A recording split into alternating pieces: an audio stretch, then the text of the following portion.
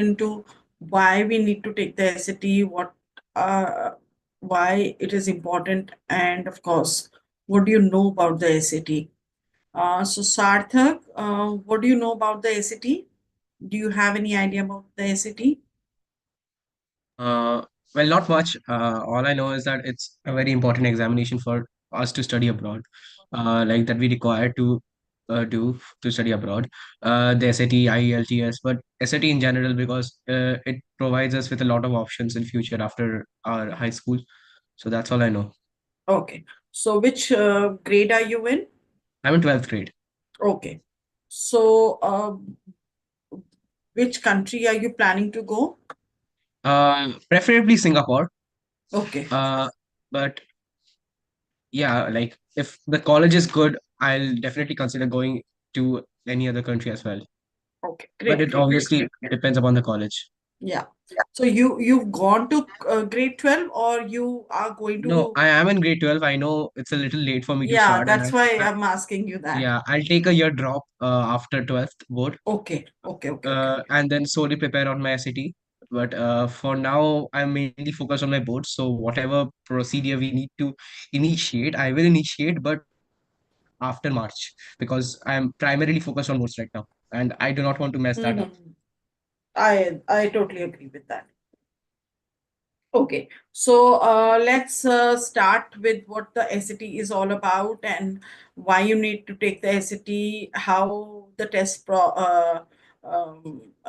is structured, what are the requirements. I'll talk a little bit about the admission scenario also because as a test taker, I mean, if you're and as a student who wants to go abroad, you need to have an idea uh, about the admission process, how things work, so that you can work on your applications as well. So just 1 minute, I'm sharing my screen. Okay. Yeah.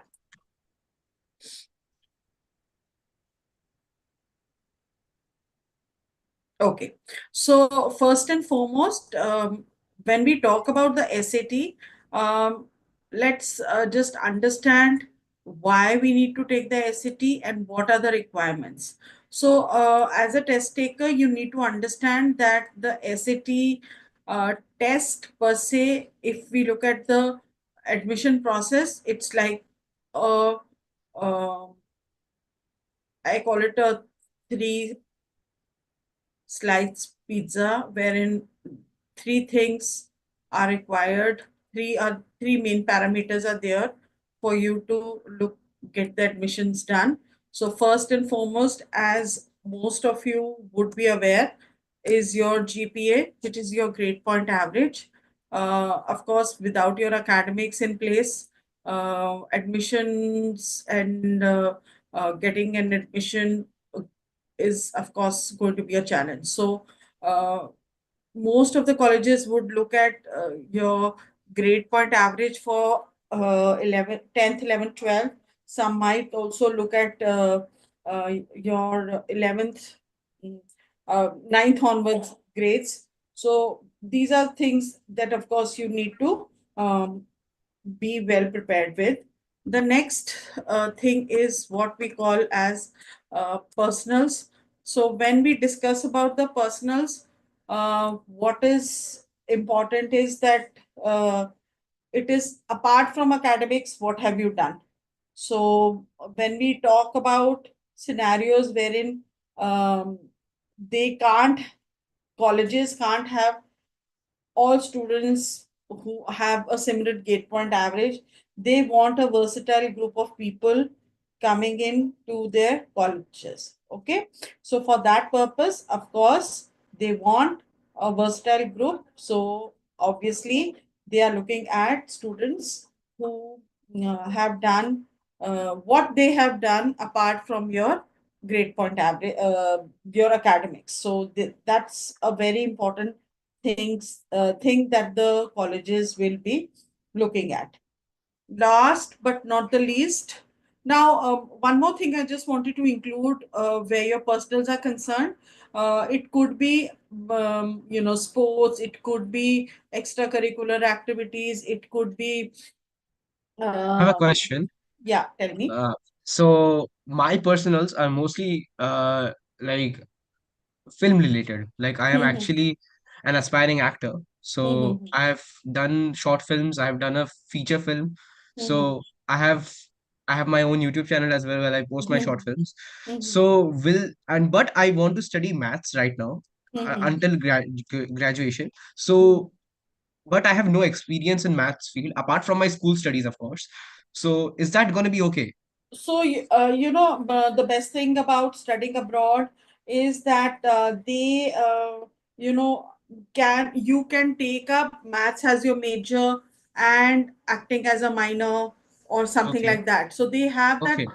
the it is quite versatile, where the type of subjects that you choose, it's quite Okay. versatile. But basically, what I'm trying to say is that apart from academics, what have you done? So Apart that from is that, what. yeah. See, if you So talk in yeah.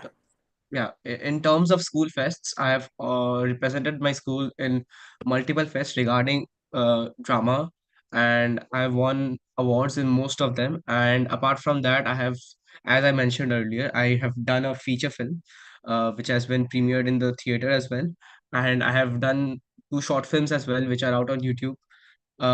And basically, most of them are linked with acting because, as I said, that I want to become an actor. So that's all. See, that is something that is what your ambition is, and something that you aspire to be in the future. But the process for the admission is based on what you want to do in terms of academics first. Okay, so that is Okay. something that you have to uh, uh, be very sure about, because see, in the application process, it cannot be that, oh, this is also okay, but this is main thing or whatever. So one has to be very very careful, in they when they ask you about your statement of purpose and um, um, um, Letter of recommendation. SOPs and your resume, all those things are there. So you have to be very clear. It cannot be that, oh, this also, that also kind of thing. You get the point? So Okay. one has to be very clear with what you want to do and all that. But again, what you want to choose ahead, that, as I said, you can choose as a major, minor. You can pick up a program wherein both the things are available. It's a versatile system over there. So one can be open to various ideas. Okay. Okay.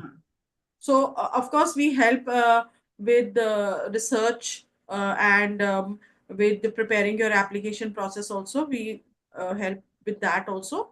So, in the future, if you want assistance with that, we can help you and guide you. Okay. Okay. Okay. And apart from these three parameters, these two parameters, the last parameter, of course, is what we are here for, the SAT. So when we are looking at the SAT score, scenario, of course, that becomes the last part, but the most essential part also. So if they have two students with a similar GPA and a similar um, personals, in terms of somebody's good in sports, somebody's in dance, somebody is good in extracurricular activities, somebody has been associated with some NGOs. All these things are there. But then SAT is one score that, is something that you can push your application from one level to the next. Okay. So that is something which is a great way for you to make your application shine. Okay. Okay.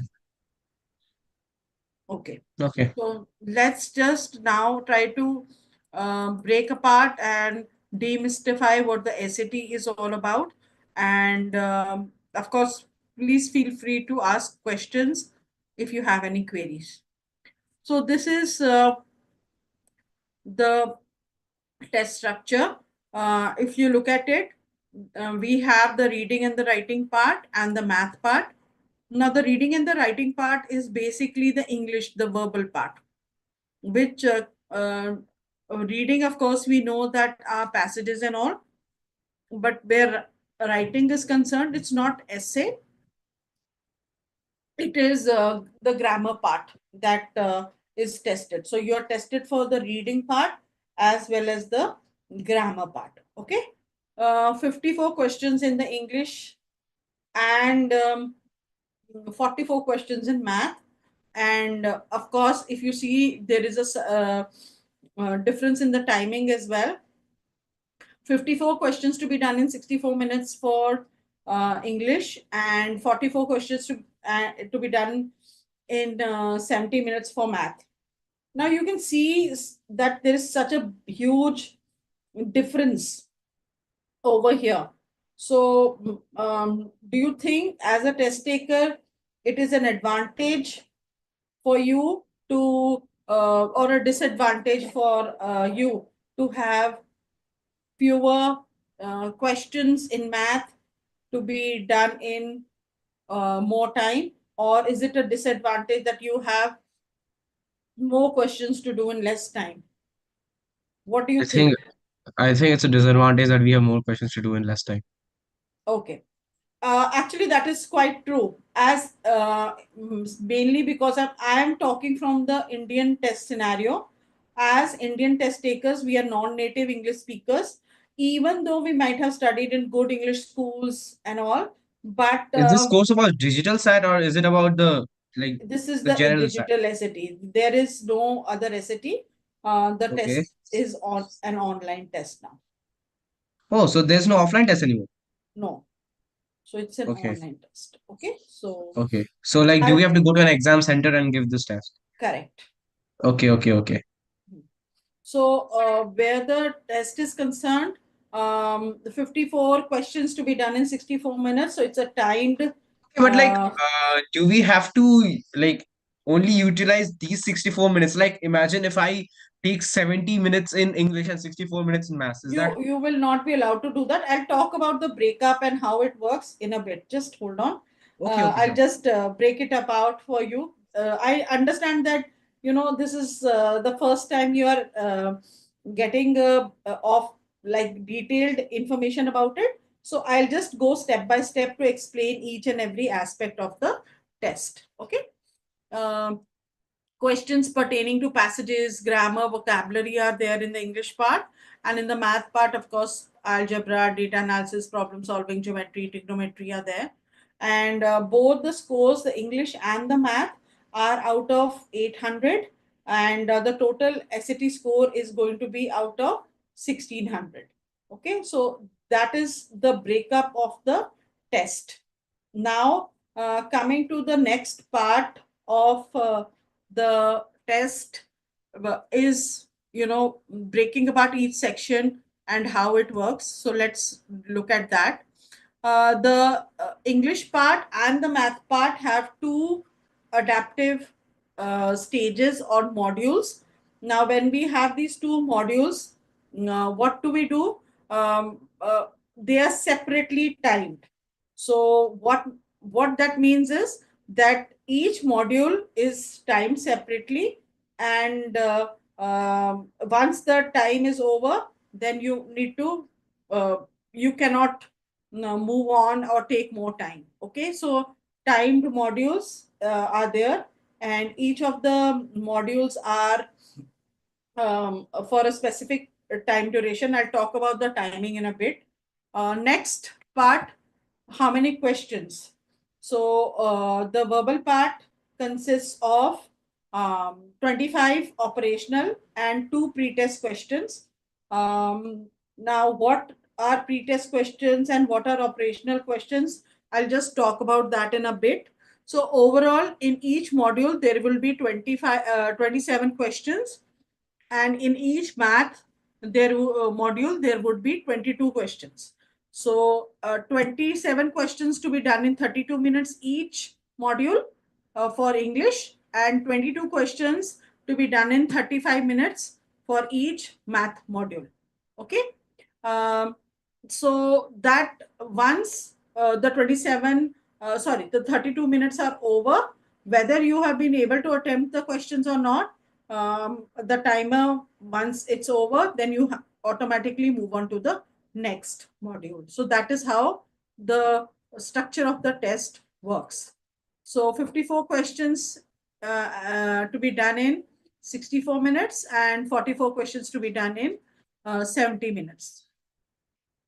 For the English part, each of the questions are multiple choice questions. So MCQs are there. Um, Again, you have to, out of the four answer choices, you have to choose one answer choice. Whereas in the math part, what happens is that you have 75% questions, which are, I'll just minimize this. Yeah. So you have 75% questions which are multiple choice questions, and you have 25% questions which are student produced response. Now, when I use the term student produced response, that means here you have to solve the question and put the answer. So that is something which is there, and there is that is how the test is structured. Okay, so moving on from there, questions related to literature, history, sciences, social sciences are there in the English part, whereas in the math part there are questions pertaining to science, social science, real world topics. Now, those are the type of questions that you would see in the Like uh, case based questions, right? I'll just show you the format of the questions also, Okay, uh, okay. how what the questions look like, and we will be discussing a few questions so that you can have an idea how. Okay, so we'll be solving a few questions as well. Yes, so that you can Okay, get okay. an Works. idea about the strategy techniques that you could use to handle each of the questions. Okay. And of course, we think that we have graph, chart type of questions in the math part, but you'll be surprised that you will be uh, attempting graph, table, chart type of questions in the um, uh, verbal part as well. So that is a tricky case scenario. But again, Yeah. as I said, we will be teaching you strategies and techniques to deal each of the uh, Okay. question types. Okay. Now I'm just going back a little. If you notice, it's written that you have two pre-test questions to be attempted in each module. Now, when we talk about two pre-test questions and 25 operational questions, uh, any idea what could be the difference between the operational and the pre-test questions? Uh, Not really. Not really. Okay. So, okay. So, what if I tell you that these pre-test questions are non-scored questions? What do you think about that? Sorry. What do you think if I, what would you think, or what do you have to say if I say that these pre-test questions are not scored? They're like bonus questions. Okay. So, I said they are not scored. Yeah, so they So, might be why would you be attempting questions that are that you're not getting scored for? no clue. No clue. So that is the tricky state of the test. And of course, some of my students tell me, ma'am, if they are not scored, we will not attempt them. Yeah, makes sense. That why should we attempt questions that you're not getting scored for? But at the end of the day, those questions which are pre-test questions, you don't know which ones are those. So as a test taker, all the questions look the same, and you will not have any clue whether which question is scored or which question is a pre-test question. Yeah. Okay, now moving on, why are these questions over there? Why as a test taker are you being made to attempt questions that are that you're not getting scored for? What do you think could be the reason for you attempting non-scored questions? I don't know, to maybe confuse us. Okay, so what about the others? Any inputs?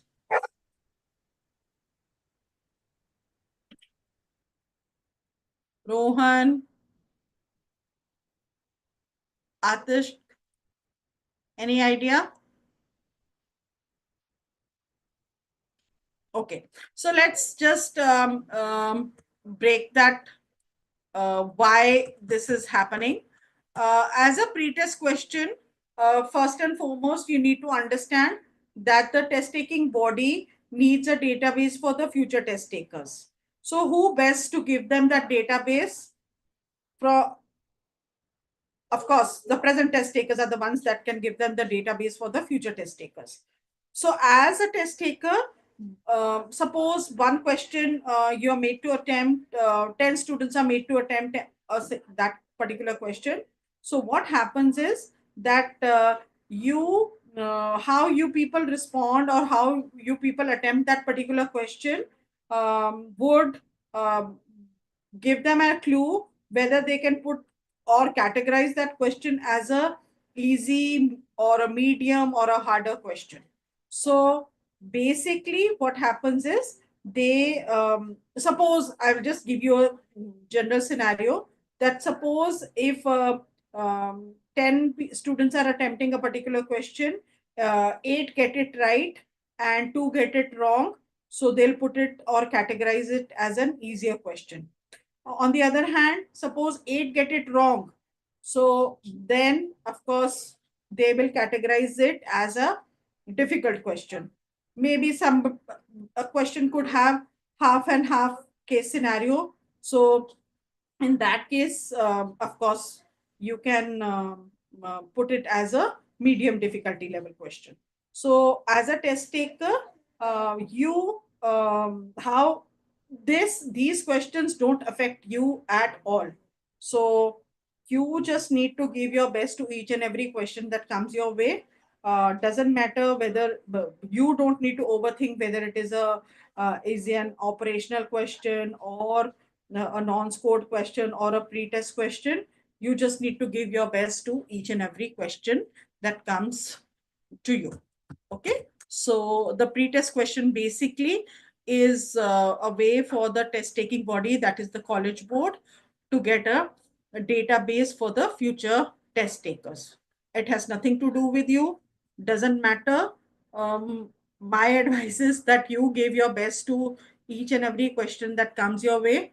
If, of course, you feel that you are stuck with a particular question and you haven't been able to do well on a particular question, hope and pray that that's a pre-test question. There is no other, nothing else that you can do about it. Okay. Any question, any query regarding any of these questions, any of the points that I have just discussed with you? Ma'am. Okay. Okay. Now, let's move on to the other term that we just saw, and that was the adaptive test. So, as a test taker, as I said, that you have two modules that you would be attempting for verbal and two for math. So, what happens over here is that the first module that comes to you is going to be of an average difficulty level. That means it would be a mixed bag of easy, medium, harder questions. Okay. And how you attempt that particular module would determine the difficulty level of the next module. So let's just try to, you can just quickly read through this, then I will. So, two stages or two modules, specific number of questions in each module, as I have just told you. So, what you need to do over here is that uh, attempt the first module well, and based on that, the difficulty level of the next module will be decided. So, this is, I'll just show it to you. This will be a great way to explain. So the first module is easy, medium, harder. If you do well on this module, you would see harder questions. in the second module. And if you don't do so well, then of course you would see an easier second module. So English, first module of English would determine the difficulty level of the next module of English, and the first module of math would determine the difficulty level of the next module of math. So that is a clear way where the how the adaptiveness of the test works. That uh, basically the first module, because it is of an average difficulty level or a medium difficulty level, then of course what do? You do well, attempt it well, uh, make sure that you get most of the questions right, so that you can raise the bar for yourself and see questions of harder difficulty in the next module. Now, you would say, why should I, you know, get or attempt harder difficulty level questions? But remember, the harder questions you attempt and get right, at the end of the day, that will also influence your scoring. So let's look at that particular aspect as well. So if you see over here what is happening, so the first stage or the first module is of a medium difficulty level, right? So if you have done well on that particular module, then you raise the bar for yourself, and the second module would be of a harder difficulty level. Yes.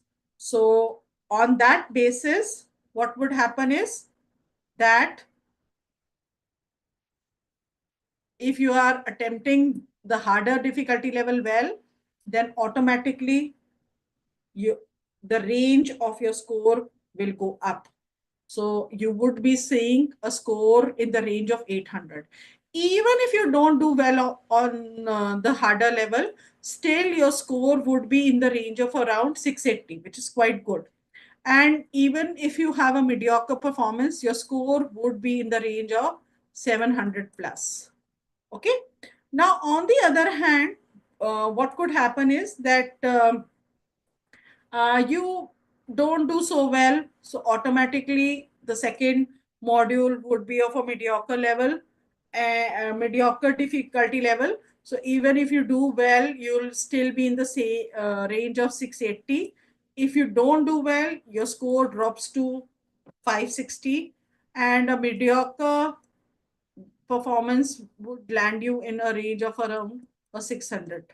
So that is why it is important that you strategize and work in such a manner that you raise the bar for yourself, see harder questions coming your way in the second module, and automatically um, push yourself, hope and pray that you do well, and push your score well, sorry, push your performance in the next level, so that you can see harder questions, sorry, higher score in the once you have done well on the second module.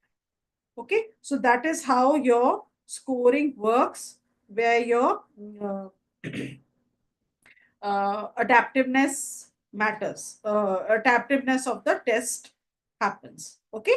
So very important for you as a test taker to strategize and work in such a manner that you see harder questions, more difficult questions, perform well on the second module and push yourself in the second module and see a good score. Any question, any query regarding the scoring, something that I have said is not clear? No. Okay. So pre-test questions and adaptiveness, that's how it affects your score.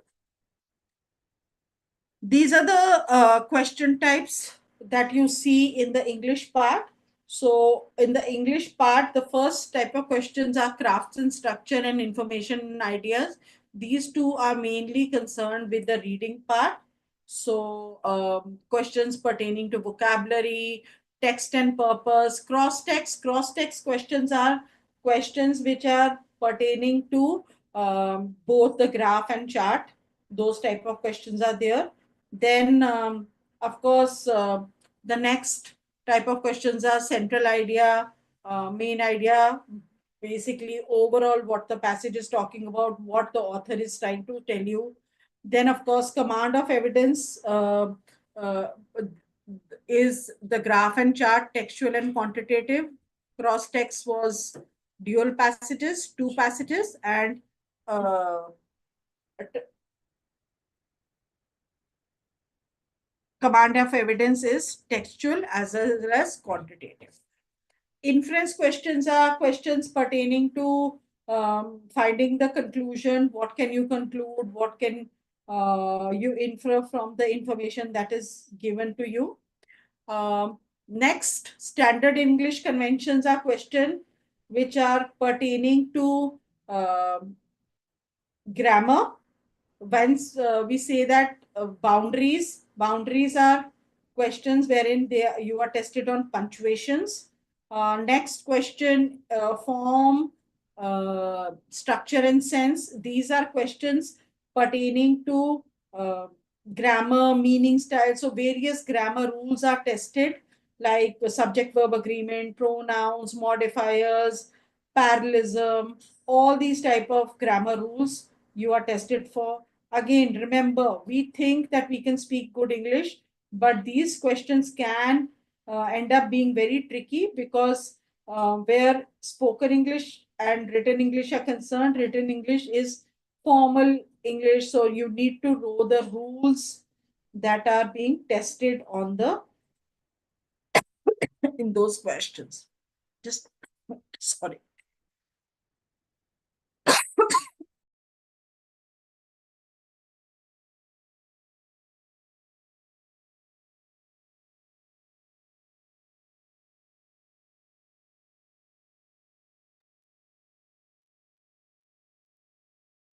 The next question type is expression of ideas, rhetorical synthesis, transitions. So here, which what information makes more sense? Deep thinking, deeper understanding the information properly. That is what these questions are testing you on. Transitions again. What is the information that is being given? What are the concepts? Sorry, what is the relationship between the information before and after the transition words?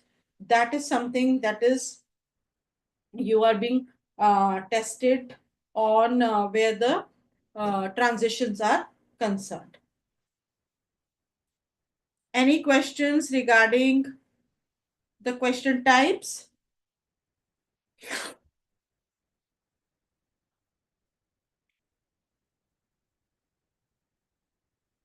Okay. These are the questions pertaining to the math part. So, questions which are basically pertaining to algebra, advanced math, problem solving, data analysis, geometry, trigonometry. On an average, you are tested for math for around ninth, 10th, maybe 11th. So, not very difficult math. And remember, you are allowed to use a calculator in the math part. Quickly, you can go through the topics for the math part. Any doubts? Please feel free to ask questions.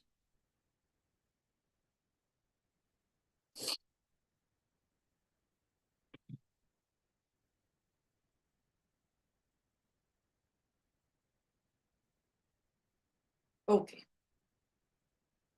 These are a few details that you need to know for registering for the SAT. The official website is www.collegeboard.org. When you register for the test, you have to pay $103.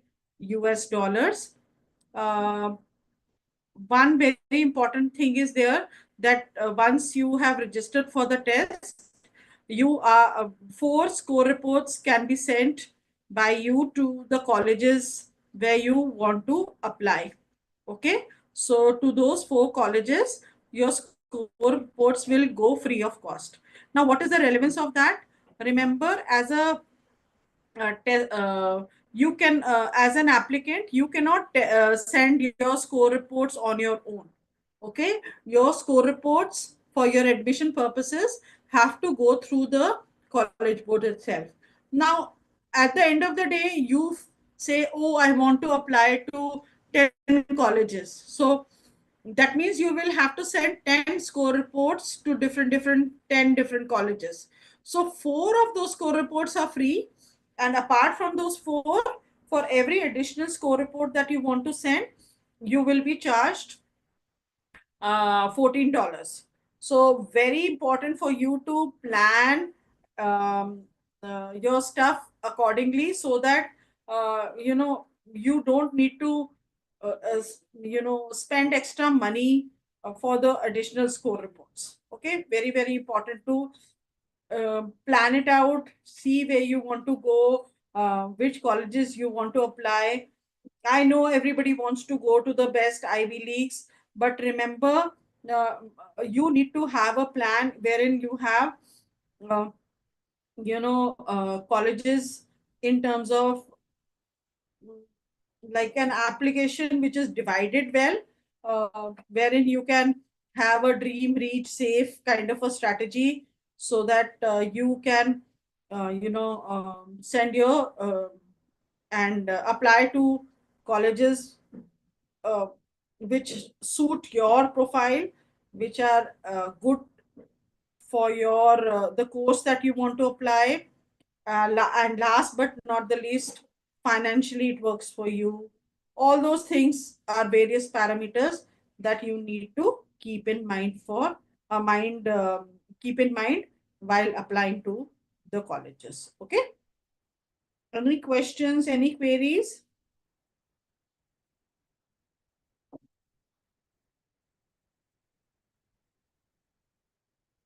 Okay, great.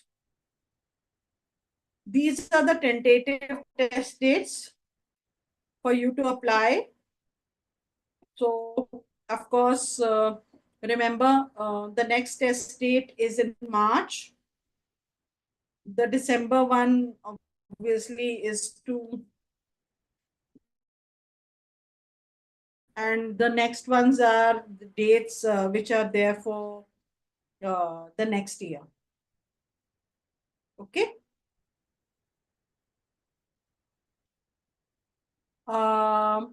May and June. So three test dates are there for you.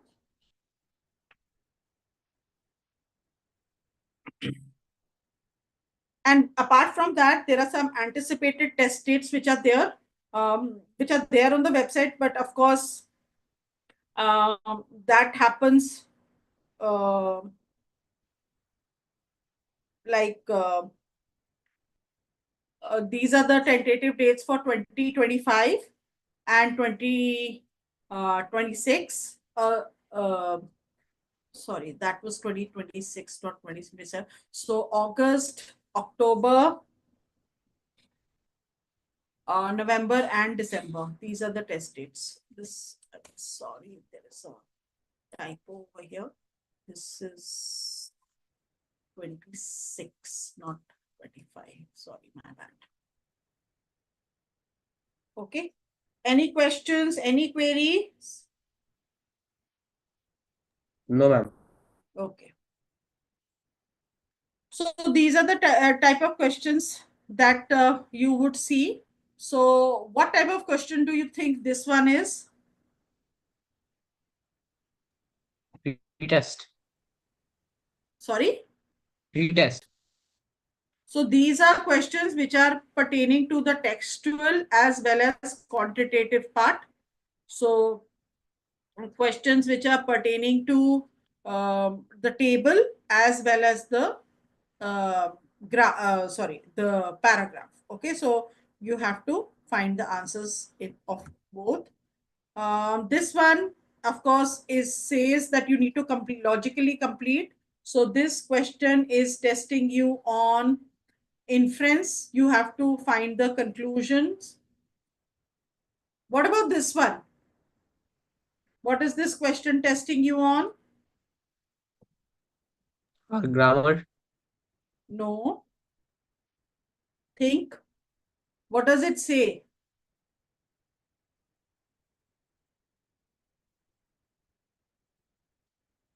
Think. It says most logical and precise word.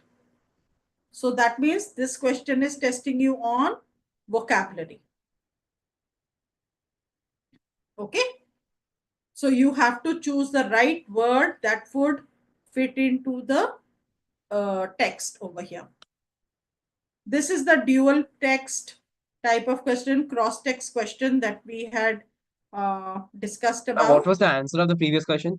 I'll discuss those. Just hold on. I just want to show you those questions, and then I'll come back to that. Okay, don't worry. Okay. This is a dual text, the cross text type of question. What about this question? What do you think this question is testing you on? This is the grammar. Yes, this is grammar. So it says conforms to the conventions of standard English. So this question is testing you on your grammar skills. Same is the case with this one. Same is the case with this one. What about this? A different type of question.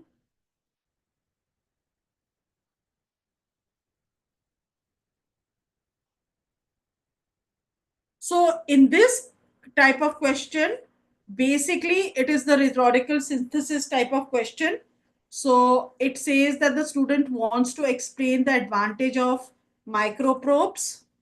So which one would most effectively use relevant information from the nodes to accomplish the goal? So at the end of the day, you need to understand what is the goal, and in this case it is advantage to find the to explain the advantage of microprobes. So remember, time is not on your side. So as a test taker, you need to pay attention to the part wherein you uh, which is relevant to finding advantages of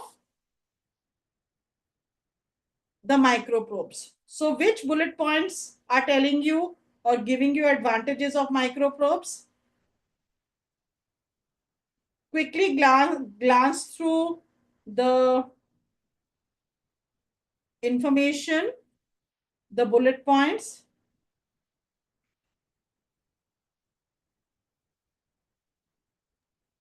Fourth one. Yeah, fourth and fifth. So Yeah, fourth and both fifth. these are talking about the The advantages. microprobes. Yeah. So now keeping that in mind, let's go to the answer choices and see which answer choice is not talking about microprobes at all. So answer choice A is not talking about microprobes at all because it is talking about the NASA rovers. Okay.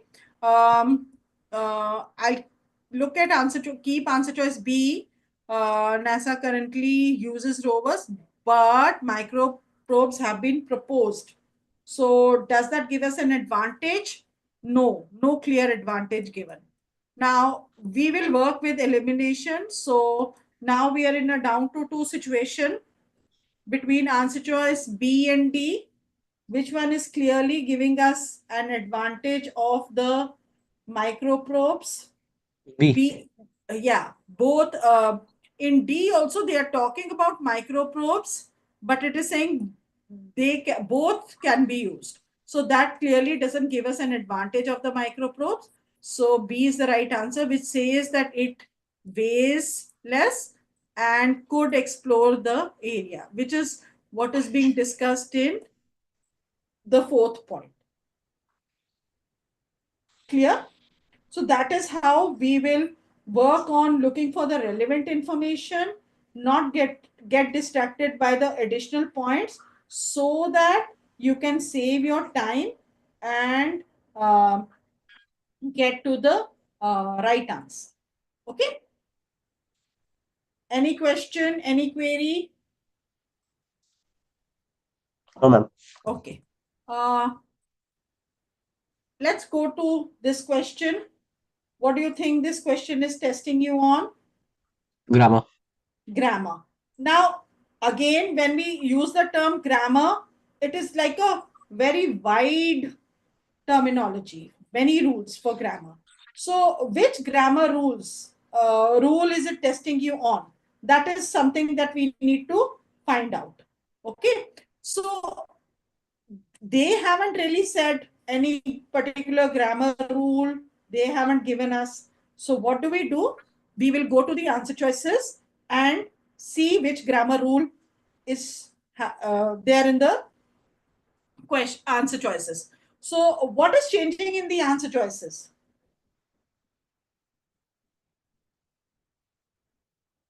Any grammar rule that you can tell Yeah, me? punctuation. Yes. And which specific punctuation? Apostrophe. Apostrophe. So when we are talking about rules pertaining to apostrophes, now let's see. Apostrophes are tested for which? Why do we use apostrophes? We use apostrophes to test us on two scenarios: contraction and possession. So now, does something belong to the screws? Read this particular line and then Ma'am, the tell answer me, should be C. does something belong to the screws? Yes, the thread. Okay. So on that basis, we can eliminate answer choice D because that doesn't tell us about that. But nothing belongs to the thread, so we can eliminate answer choice A as well. Now, in this situation, between answer choice A, B, and D, C, what is the difference between these two answer choices? B basically refers to a number of screws. Yeah, so the difference over here is that the apostrophe is before and after the S. So remember, right now we are thinking and working together, so we might be able to immediately come to that point. But in a test situation, what can happen is that in a rush, in a hurry, we might not pay attention to smaller details. But obviously over here the apostrophe is after S, so it talks about plural screws.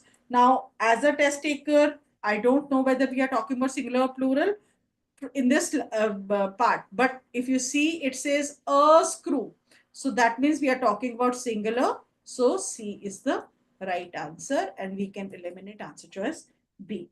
So step by step, I know right now you must be thinking we are taking so much of time, but once you have your rules in place, then it will become easier for you to nail all the questions, because it's very important for you to understand the grammar rules and how to apply them, and especially in a time pressure kind of a situation. Okay. I'm just putting a link in the chat window for all of you to fill up this feedback form. You can quickly do that. I'll just take you to the vocabulary question, since everybody was um, wanted to know the answer for this. So, how do you think we would go about these questions, which are vocabulary based questions? What do you think would be the strategy to nail these questions? Do you think that we should go to the answer choices first, or do we go to the sentence first? What do you think your strategy should be? Ma'am, hit and choice. But remember, that is not what would get you to the right answer, number one. And number two, um, your score would get affected. So, as a Okay. test taker, so let's read this particular sentence. What does it say? So, we are not really going to go and look at the answer choices right now. We are going to focus more on the uh, text and what is the text saying. So, in this case, what is the passage saying? Let us look at that. So, it says that the work of molecular biophysicist Enrique is known for dash traditional boundaries between academic disciplines. Now, if I read the sentence, uh, does it tell us what happens to the traditional boundaries? No. Not really. It could have been reinforcing, anticipating, epitomizing, transcending, anything.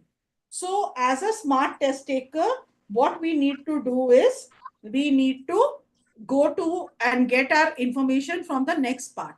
So, he's saying the university lab that D Cruz runs includes engineers, biologists, chemists, physicists, and make use of insights and techniques from all those fields. So, what do we know about these fields? That he is using the expertise of all these fields. Yes. So, that means he's going beyond the traditional boundaries. He's not just sticking to the traditional boundaries, right? So Yes, ma'am. obviously, we have a D. prediction. So A and B are gone. Epitomizing, of course, epitome, peaking doesn't fit. So even though I might not know the meaning of the word transcending, I can come up with the answer. So it's not about hit and trial. It is about being a smart test taker, wherein you can. As in hit and trial, I meant that I would fit each option Yes, onto the sentence I and then understand check. that. Now I'll tell you why we should not do that. Okay, two Ma'am, things. but in this particular question, say, uh, like obviously this person, De La Cruz, is getting praised for something noble. Now, obviously, reinforcing traditional boundaries between academic discipline is not noble. So it's basic sense to. No, Uh, but again, that is your thinking. Okay, if I could be sticking to my traditional boundaries, I could be doing something good. So that we have to understand what the text is talking about and what type of answer we are looking for. Okay, that is okay, something okay. that we need to go with. And you said hit and trial. So basically, if I say, oh, sorry, my bad. Just basically over here, if I say reinforcing traditional boundaries, anticipating traditional boundaries, epitomizing traditional boundaries, all these words fit into that scenario. Okay. So where vocabulary questions are concerned, two things you need to keep in mind.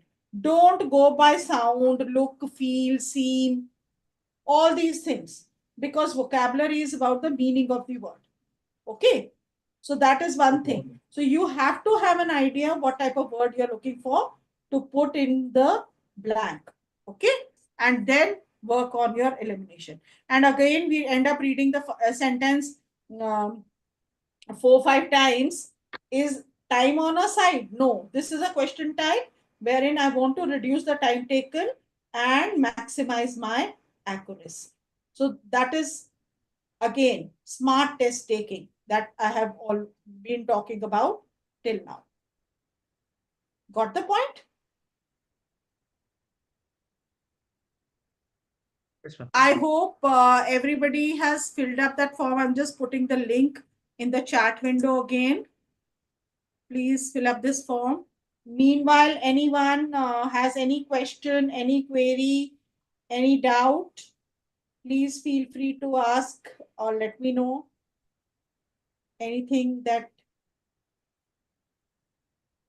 you're not sure about, something that I said doesn't make sense, something that is not clear.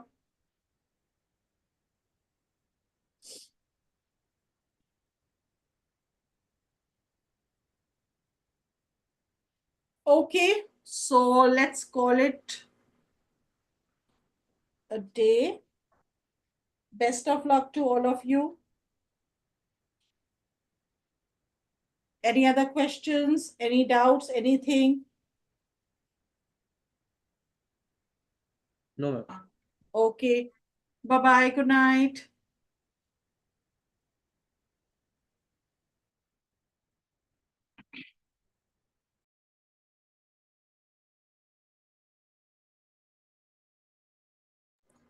Atishk, any question? Any query? No, ma'am. Okay. Bye bye then. Bye bye. Bye bye. Best of luck. Thank you, ma'am.